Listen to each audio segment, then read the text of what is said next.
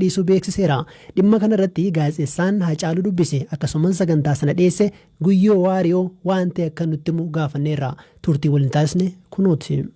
Miidiyaa kamiyyuu keessatti intarviyuu tokko yeroo tolchite saatii sii qaban yookaan eertaayimii sii kennanii jira dabalataan waan haasoftu guutuu intarviyuu gubbaatti hin dabarsitu. Intarviyuun naaf Haacaaluu waliin goone yaa wanni keessa idiit godhamin jira garuu wanni intenshiinaal akka ammaan san dubbatan kana keessa baasanii tokkolleen hin jirtu. Haacaaluun intarviyuu akkasa taasiftu barbaadee ture? Yaa isan na gaafate isan riikweest na tolchee.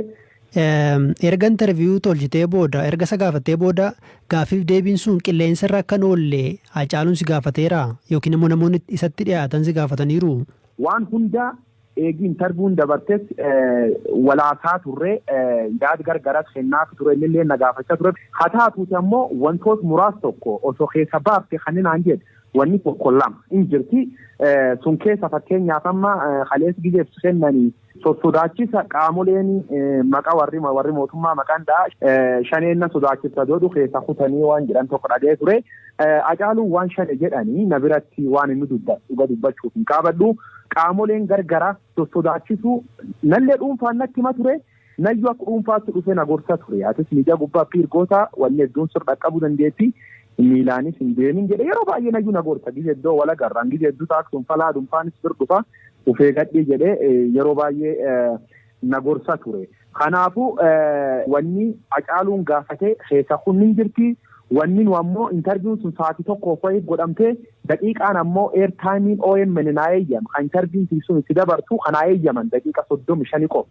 Ammaal tolchee intarviiyuu Haacaaluu waan sabii dhaga'uu barbaaduuf ilaalchi gaazexeessummaatiin waan impoortaant ta'e uummata Oromoo masta dhaga'uu qabaa jedhee yaade daqiiqaa 50 keessa baasee sun keessa ediitarii waan xixiqqoo tokko keessa hokkutee sirbi irratti nu amma affeerre jirra sunillee na affeerree gargar baane garuu eertaayimii hin qabne sullee keessa jirraayyuu keessa baasanii turanii kanaafuu wanni ta'e akkana ammayyuu.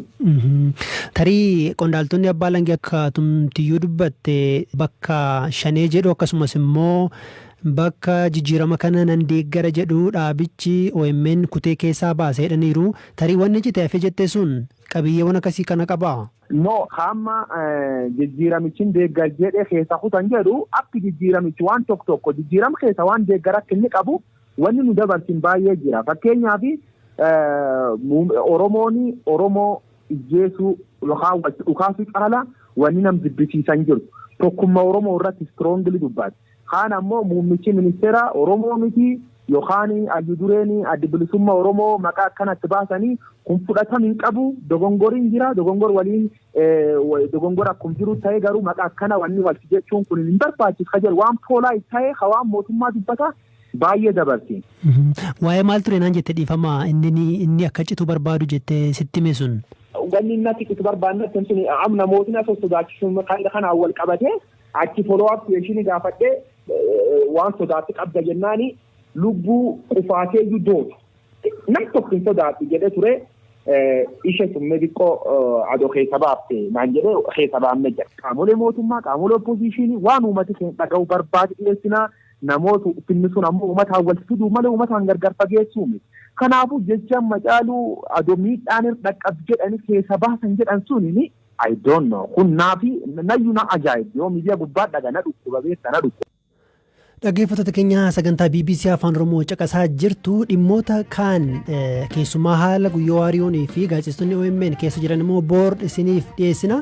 Egaa sagantaawwan biroo immoo gama websaayitii keenyarraa argachuu dandeessu. Boor walitti deebinaa sagantaarraa kan isin qopheessite Firaafoolii Dhugaasaadhaa kan isin dhiyeesse immoo ammayyuu taanaadha. Boor walitti deebinaa halkan gaarii.